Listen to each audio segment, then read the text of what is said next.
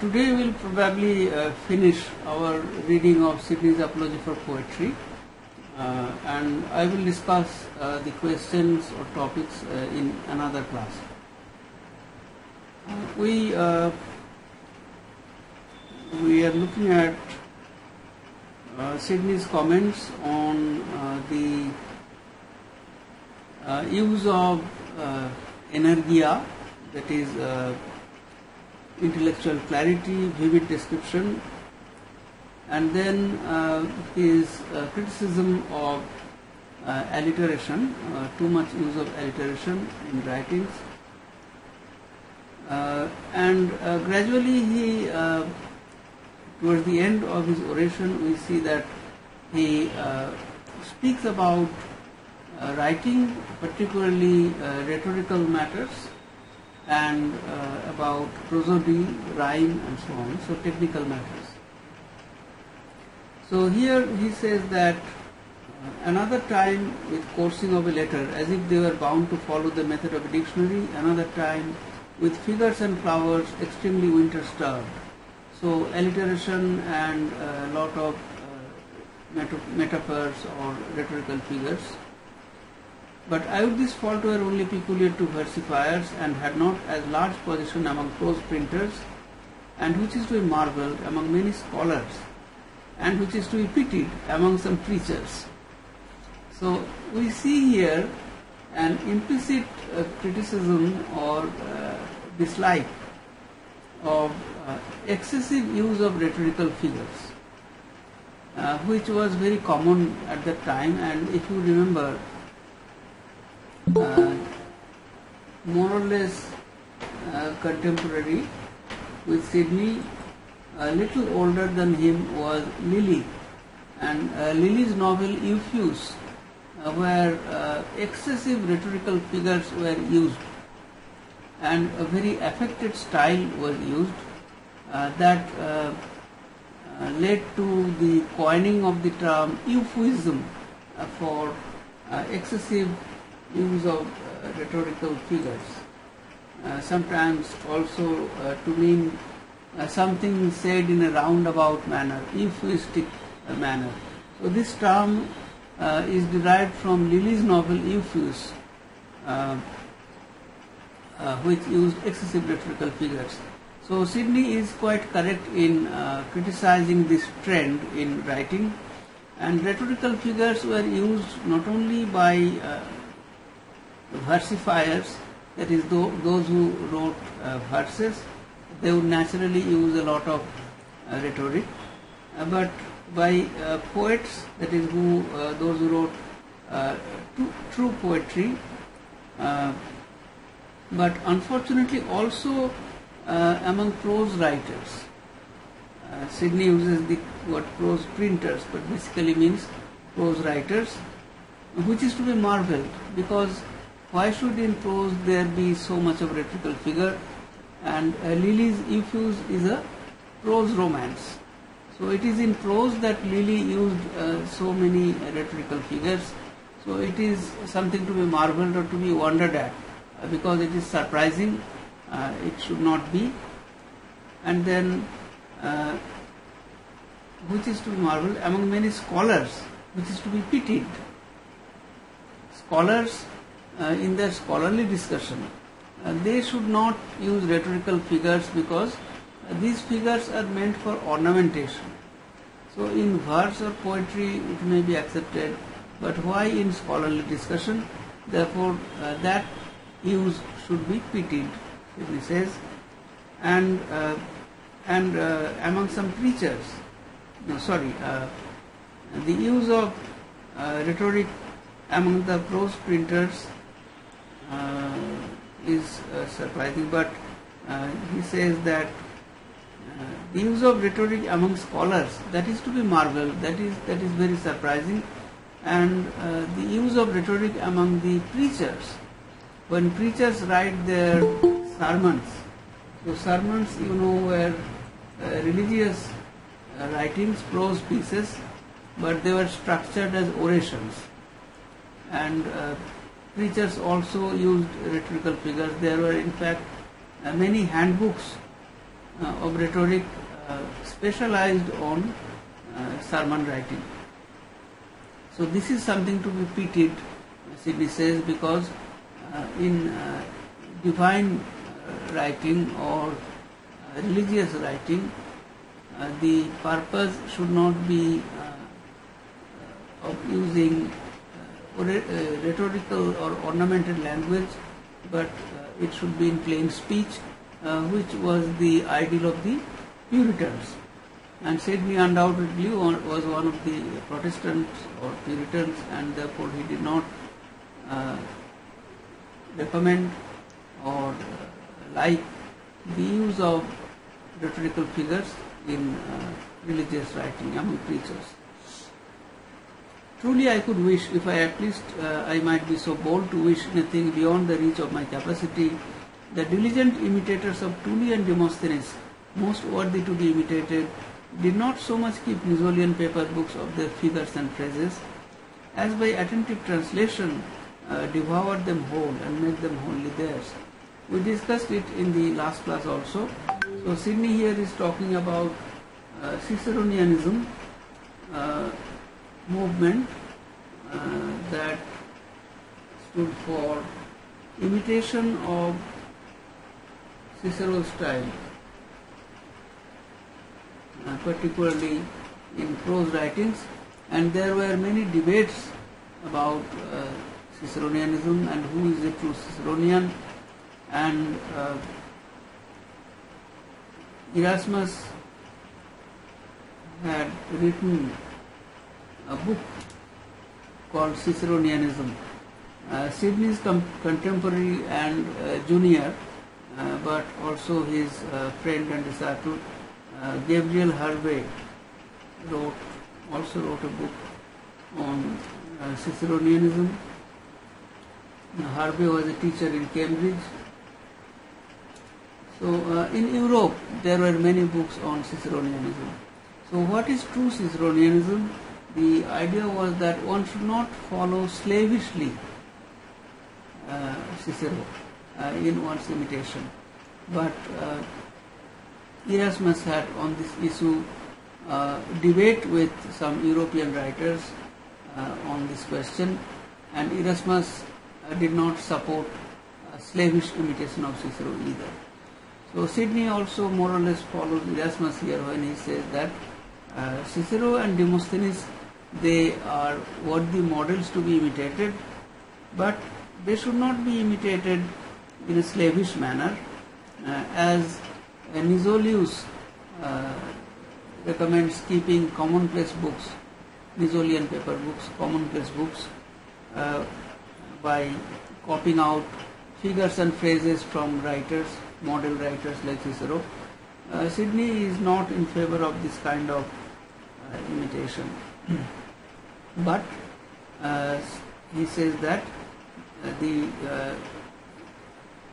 great writers who imitate great models, they devour their models whole. That is, if you devour and assimilate. Now once again we have here the metaphor of eating and digesting, which Francis Bacon also uses in his essay of studies. Some books are to be chewed, some are to be tasted, and so on. So Sidney also uses the same metaphor, that if you completely devour the work of your model writer and assimilate it, then the imitation will be much more spontaneous than mechanical or slavish. Just because Cicero uses repetition of words in a particular context, when he speaks of driving out Catiline with a thunderbolt of eloquence, that does not mean that one can repeat every word where the context did not require it. Then he comes to discuss metaphors and how far metaphors should be used, what should be the limitations in using metaphors. he uses the word similitude for metaphor. Now, for similitudes in certain printed discourses, I think all herbarists, all stories of beasts, fowls, and fishes are rifled up. That they come in multitudes to wait upon any of our conceits, which certainly is as absurd a surfeit to the ears as is possible. He says that in writing we use conceit means witty use of figures, rhetorical figures. So while using rhetorical figures, we often rifle up, that is, we ransack all the verses written by herbarists, by all the beast fables, and from these different kinds of writing, all comparisons, similes, and metaphors are borrowed, and therefore there is a surfeit, there is an excess of metaphor.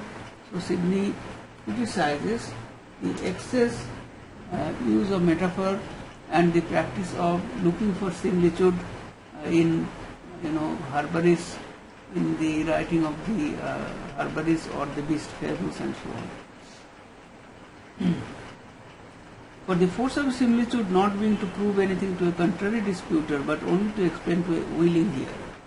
So this is also a rhetorical idea, that when you use rhetorical figure, similitude or metaphor, they are rhetorical figures.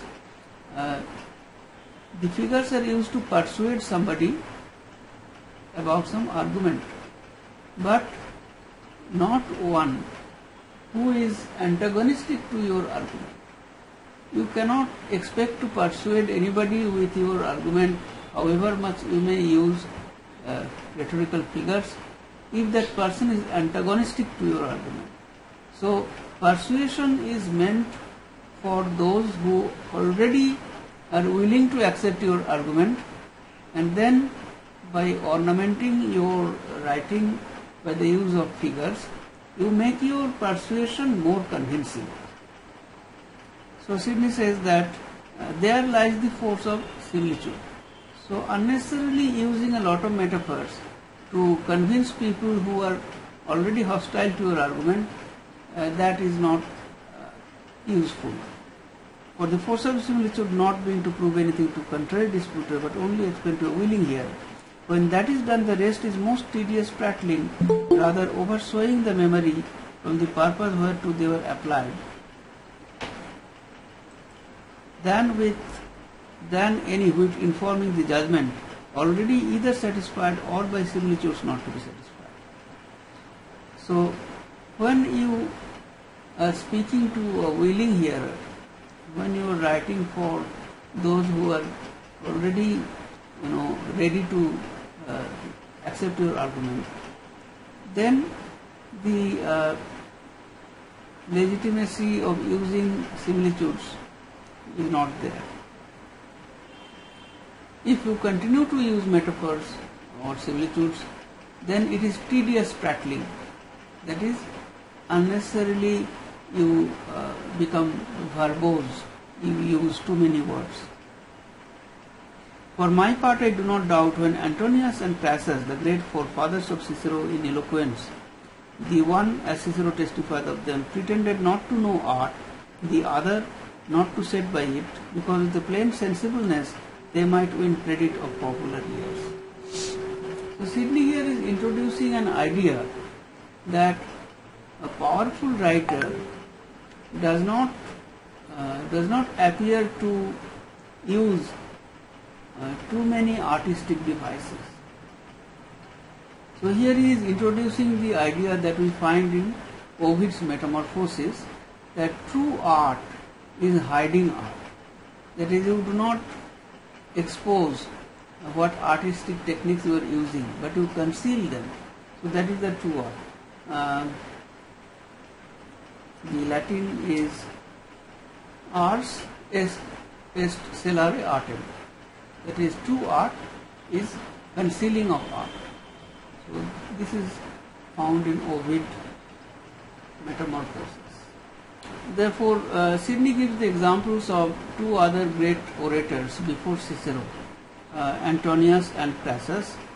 And Antonius pretended not to know art in his writings, and Crassus said that he did not use art in his writings. And the source of this information is, of course, Cicero himself. So these orators, they would rather use plain sense, and that would easily win popular ears. Which credit is the nearest step to persuasion, which persuasion is the chief mark of oratory. So, if you can win your hearers by speaking sensibly, even plain speech may be acceptable. So, it is not necessary that the writer must use a lot of rhetorical figures, because great orators, they would rather hide their knowledge of art than display it, because the chief purpose was persuasion. So if you are able to persuade without using a lot of rhetorical figures, then better avoid it.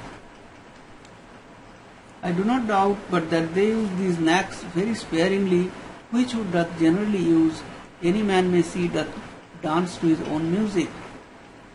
So these great orators, Antonius and Crassus, they use these knacks, that is their knack of rhetorical figures, knack of using rhetoric, very sparingly.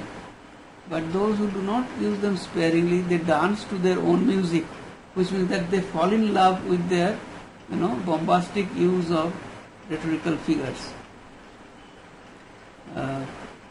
And so we noted by the audience more careful to speak curiously than to speak truly.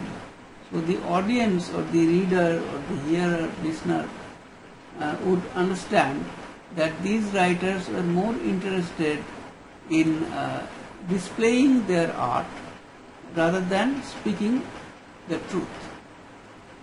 So Sidney says that excessive use of rhetorical figures would act against your purpose of persuasion.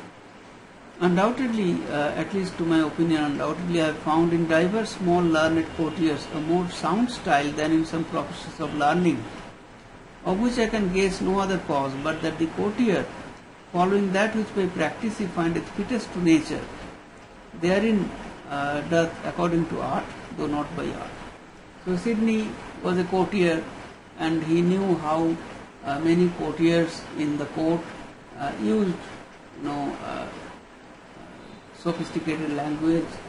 They spoke in a courtly way.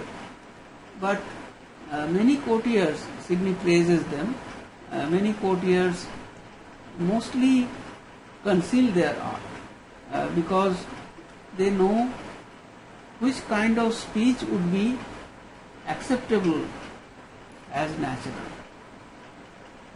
So, because courtiers, in court, they have to contend with everyday important occasions. The courtiers had to advise the king or the emperor and to convince him. So courtiers won't use rhetorical figures unnecessarily. They will use only that much of rhetorical figure that would be accepted by their listener, whether it is the king or the emperor or whoever. And the courtiers learn it by practice. Though they do not know this principle of celare artem, but they hide their art very well. Where the other, using art to show art and not to hide art, flieth from nature and indeed abuses art. So anybody who uses a lot of rhetorical figures, instead of concealing his art, displays his art, and there he strays from natural use of language. Therefore we may see that here Sidney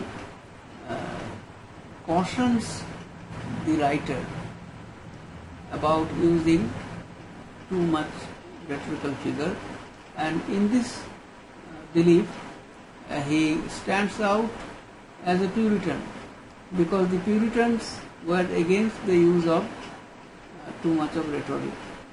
And we find that, for example, in George Herbert's poetry. Of course, if you read Puritan sermons, then you will see that in their sermons rhetorical figures were not used extensively, unlike in Roman Catholic sermons. Herbert was not a Puritan, he was an Anglican, but nevertheless he also believed that rhetorical figures should not be used in excess, and this can be seen in some of his poems. Whereas John Donne, who was, who became a Roman Catholic priest, not Roman Catholic priest, Anglican priest. He was earlier Roman Catholic, later he became Anglican. He was also an Anglican like Herbert, but his education and training were Roman Catholic. So in Donne's sermons we see plenty of use of rhetorical figures, unlike Herbert's sermons. Then the next portion is a digression, because Sidney has more or less completed his oration more or less, because only the summing up or the conclusion is left out. So he has dealt with the chief argument of the oration and refuted the arguments against it, and then comes this digression, and after which there is the peroration or conclusion, and the oration will come to an end. So in this digression he talks about the capacity of English language to be used successfully in any argumentation, in writing, and how it can use both rhetoric and prosody, metrics, use of meters and all that. And thus this section is a discussion of the virtues of the English language, and therefore we may say that it is a digression. Digressions were accepted parts of an oration. But what methinks I deserve to be pounded for straying from poetry to oratory, but both have such an affinity in this wordish consideration that I think this digression will make my meaning receive the fuller understanding, which is not to take upon me to teach poets how they should do, but only finding myself sick among the rest to show some one or two spots of the common infection grown among the most part of writers. So Sidney says that I am talking about oratory. It does not mean that I have strayed from my discussion of poetry, because both oratory and poetry use language, so they are of wordish nature. Both of them use words, and I am only trying to show a few spots of infection, that is problems that have developed in the use of rhetoric. That acknowledging ourselves somewhat hoary, we may bend to the right use both of matter and manner, but to our language giveth us great occasion, being indeed capable of any excellent exercising of it. So, like to Aristotelian, Sidney says that we should pay equal attention to matter and manner of any writing. This is the traditional notion of res and verba. So matter is res, verba, words, or form and content, content and style, however you see, however you define them. So Sidney says, I know some will say it is a mingled language. So he says that I am now going to talk about our language, that is English, and the excellence of the English language.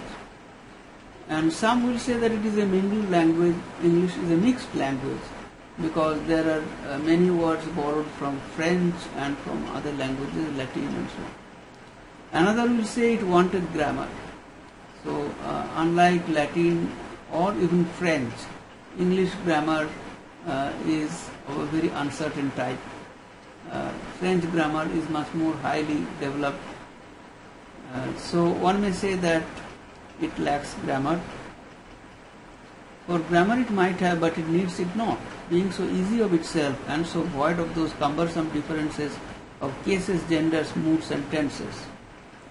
So Sidney praises English language by saying that it may have less of grammar, unlike languages like Latin and French, where there are inflections according to case, gender,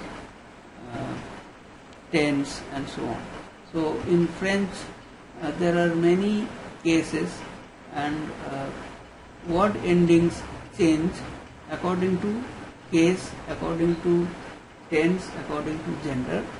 In English, English is not an inflected language, so there are not many changes in English, even though the case may be different.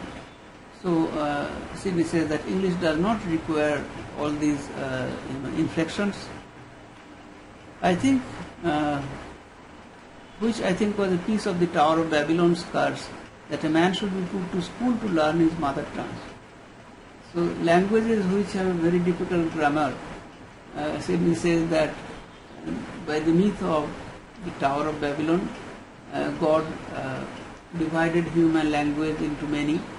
So language became very difficult, and a man has to learn with difficulty his own mother language. That is a curse. But fortunately in English, it is not very difficult, Sidney says, to learn this language, because there are not many conjugations or inflections in the language.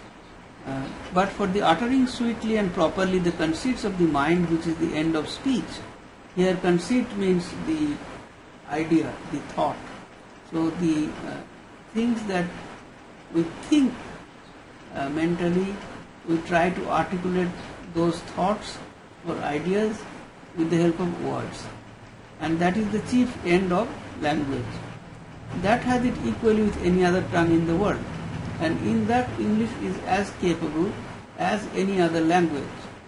Now versifying, so he says that English can have compound words in composition of 2 or 3 words together.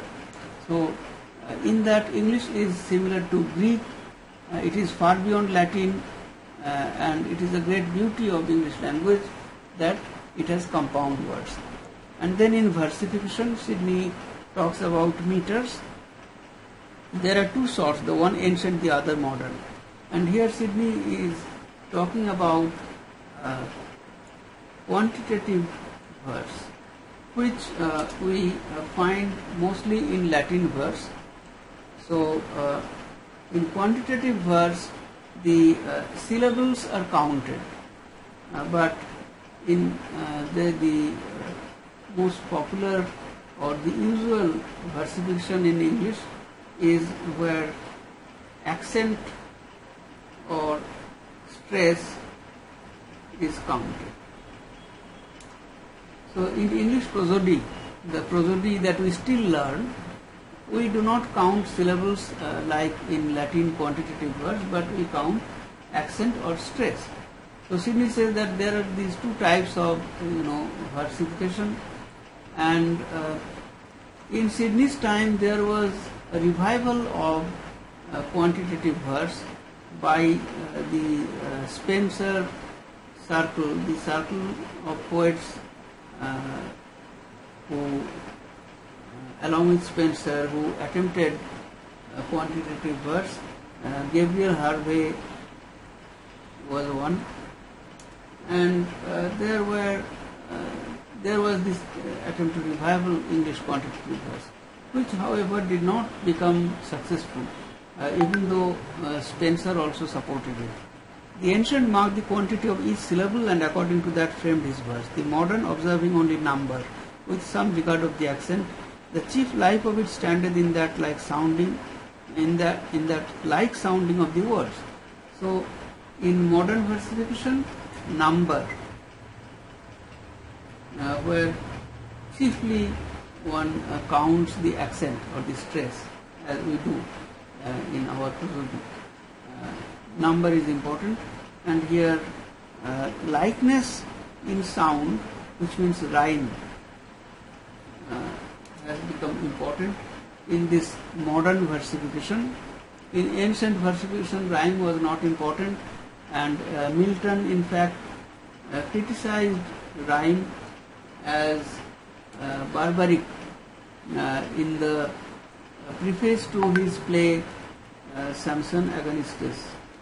Milton criticizes the practice of rhyming as barbaric. However, in modern poetry, that is even in the Renaissance, rhyming became popular in the vernacular languages, Italian, French and English. Whether of these be the more excellent would bear many speeches. The ancient more fit for music, both words and tune, observing quantity, and more fit lively to express diverse passions by the low or lofty sound of the well-weighed syllable. So quantitative verse of the ancients was more fit for music. The latter, that is the versification by number, likewise with his rhyme, striketh a certain music to the ear. So in the modern versification, rhyme creates a music, and in fine, since it does delight, though by another way it obtains the same purpose, there being in either sweetness and wanting in neither majesty. So in both versifications there was, one could find sweetness and majesty. Truly the English before any other vulgar language I know is fit for both sorts, for the ancient the Italian is so full of vowels that it must ever be cumbered with elisions. So it is difficult to write quantitative verse in Italian because the language has too many vowels. The Dutch so of the other side with consonants that they cannot yield the sweet sliding fit for verse. Too many consonants in the Dutch language, so they cannot write in quantitative verse. The French in his whole language has not one word that has his accent in the last syllable, saving two called antepenultima, and little more has the Spanish. So in the French language, they do not have words which have accent in the last syllable, but they have they have the practice of versification where the penultimate syllable has the accent, which is called antepenultimate, and little more has the Spanish. So all the other European languages, they do not seem to be fit for quantitative versification. However, in English, Sidney says, we see that the language does not have either too many vowels or too many consonants. Therefore, it can be used for quantitative verse as well as for verse in number and rhyme. The English is subject to none of these defects. Now for the rhyme, though we do not observe quantity, yet we observe the accent very precisely, which other languages either cannot do or will not do so absolutely. That caesura or breathing place in the midst of the verse, neither Italian nor Spanish have.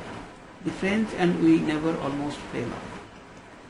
So, Sidney is talking about meter, about prosody, and in prosody we know that the caesura, which is the pause in the middle, where it is a breathing space, in English and French the caesura is very common, but the Italian or the Spanish, they cannot stop. Then he mentions three kinds of rhyme, that is in the rhyme itself, Italian cannot put in the last syllable, by the French named the masculine rhyme, but still in the next to the last, which the French call the female or feminine rhyme. So if the last syllable only rhymes, that is masculine rhyme. In Italian it is not possible because there are so many vowels that feminine rhyme is possible, where the penultimate syllable also rhymes. So both the penultimate and the last syllable rhymes. But in Italian there is another rhyme where 3 syllables consequently rhyme, which is called Sdrucciola. The example of the former is buono, suono. Of the Sdrucciola is femina, semina.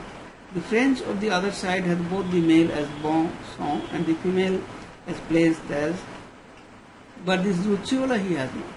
So in French, the Sdrucciola rhyme is not possible where there are 3 syllables rhyming, but it is possible, Sidney says, in English. English has all 3 as due, true, father, rather, motion, portion, which much more which might be said, with much more which might be said, but that I find already the travellingness of this discourse is much too much enlarged. So Sidney says that I have already discussed a lot of versification and rhyming. He basically praises the English language, where he thinks that all these rhymes are possible, which are not possible in the other languages.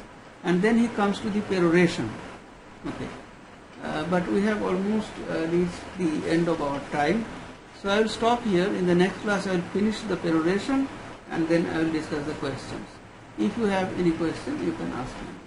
Alright, so Sidney says that in English, all the 3 kinds of rhyme, male rhyme, feminine rhyme, and Sdrucciola, all these 3 kinds of rhymes are possible.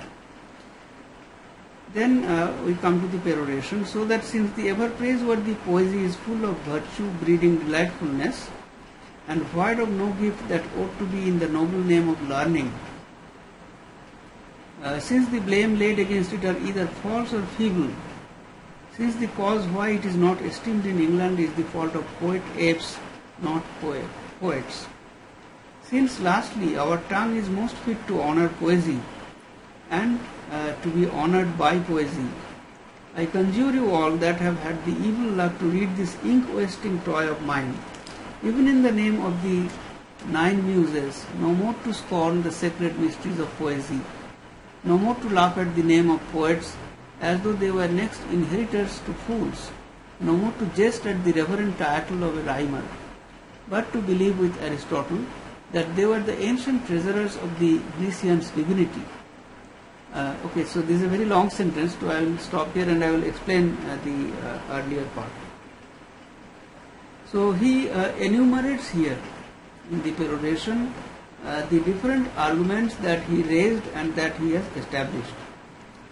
First, that poetry is ever praiseworthy and it is full of virtue breeding delightfulness, which means that it has both virtue, that is, it can teach morality or virtue, and it can also be delightful, which was his basic definition,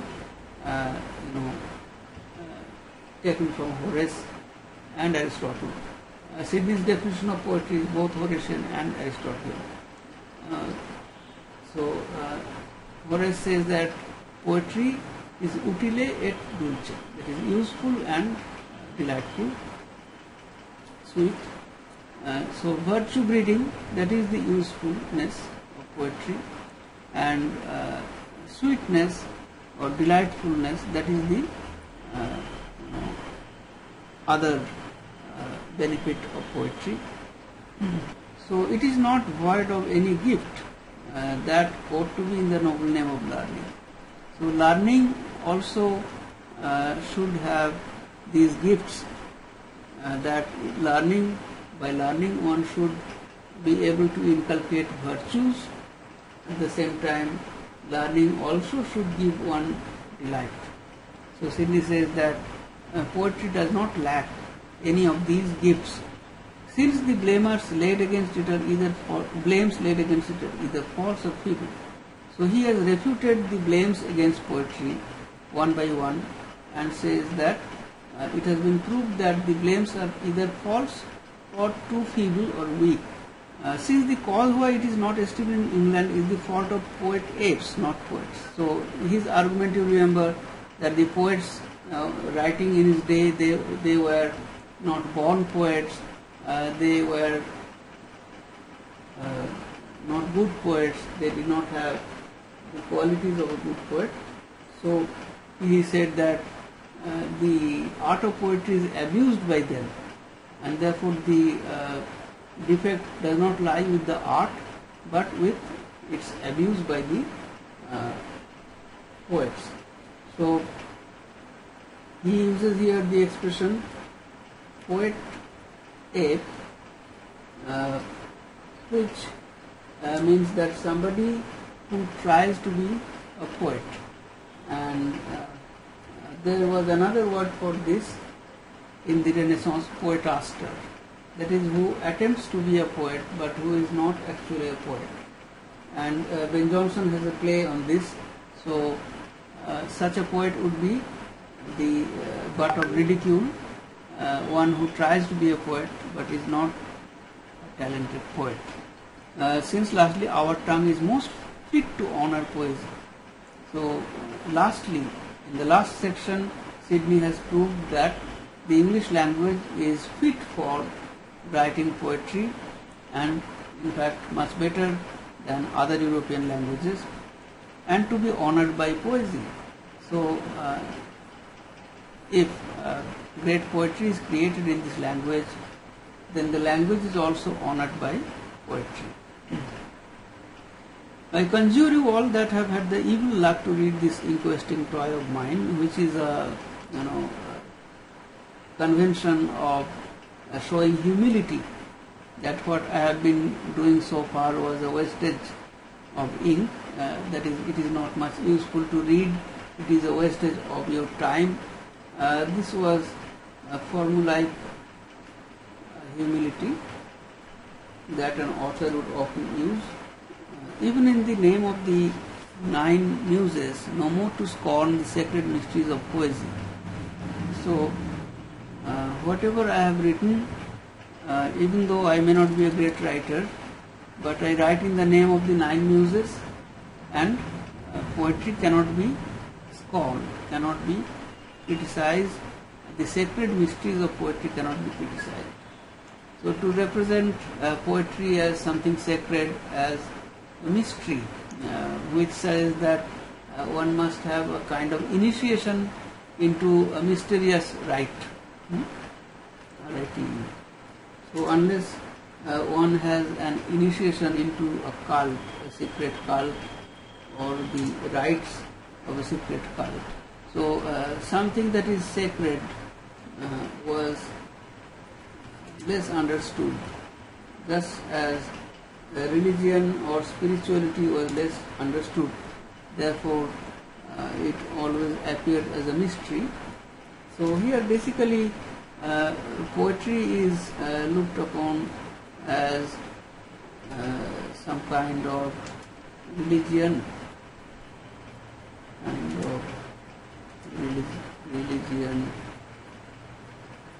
because of its mystery. Because everybody cannot write poetry. So at the beginning, Sidney says that a poet was in Latin called a prophet, a vatis, and in Greek called a maker. So the notion of enthusiasm, that the spirit enters into the poet, and the poet makes prophecies or writes poetry under the guidance of some spirit. The Greek idea of the muses also follows this notion. The muses enter into the poet and make him write poetry. Therefore, poetry can be called as some kind of a religion or some initiation rite. No more to laugh at the name of poets as though they were next inheritors to fools.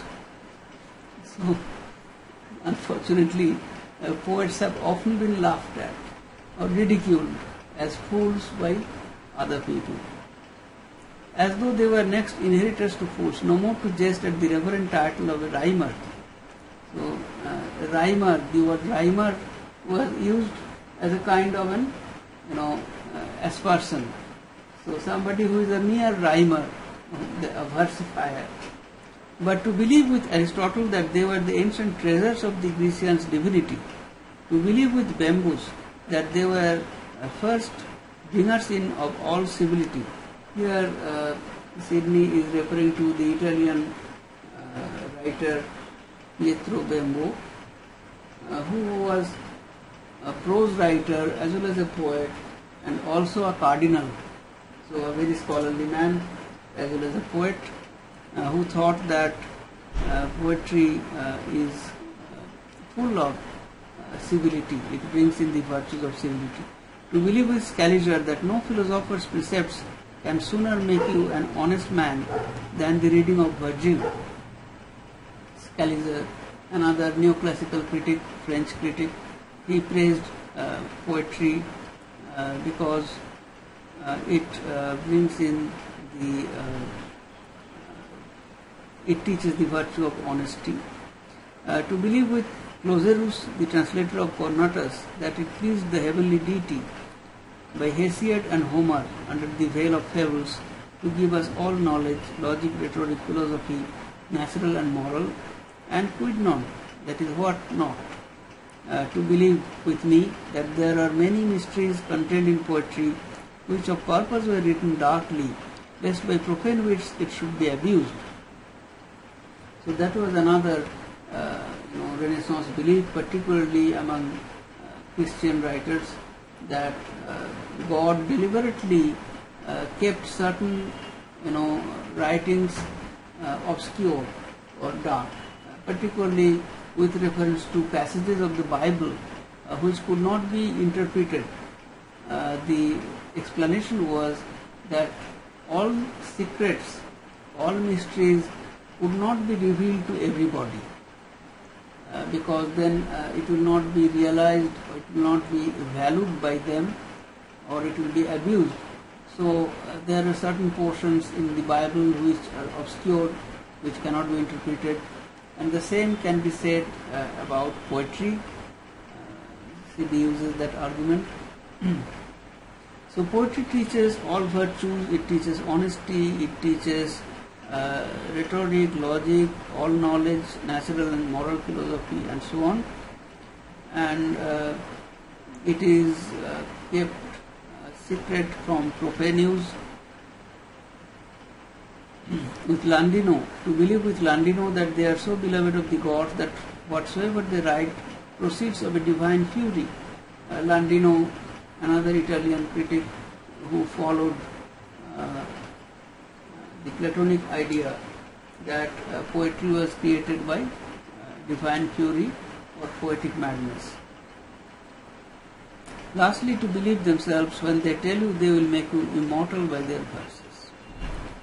Thus doing, though you be libertino patre natus, you shall suddenly grow Herculia proles. So if you do this, if you write poetry, even if you are son of a freedman, you will be the offspring of Hercules. So even if you are only a free citizen, a normal citizen, but if you write poetry, then you can be like Hercules, you can be a great man. Si quid mea carmina possunt. So here Sidney is quoting from Virgil. Virgil promises an immortality of fame to friends Nisus and Euryalus. So if you write poetry, Carmina, then you can have immortality. Thus your soul shall be placed with Dante's Beatrice or Virgil's Anchises. But if you be born so near the dull-making cataract of Nilus, that you cannot hear the planet-like music of poetry, Sidney is talking about the music of the spheres. So if you cannot hear the music of the spheres, if you have so earth-creeping a mind that it cannot lift itself up to look to the sky of poetry, or rather by certain rustical disdain, will become such a mome as to be a momus of poetry, then though I will not wish unto you the ass's ears of Midas, not to be driven by a poet's verses, to hang himself, not to be rhymed to death, as it is said to be done in Ireland, yet thus much curse I must send you in the behalf of all poets, that while you live in love, and never get favour for lacking skill of a sonnet. And when you die, your memory die from the earth, for want of an epitaph. So Sidney says that if you are completely unable to write poetry, if you have the ass's ears like Midas had, then you will still live in love as long as you are alive, but you will not have any epitaph after your death, because epitaphs are poems written by poets. So Sidney concludes his oration here in a humorous way.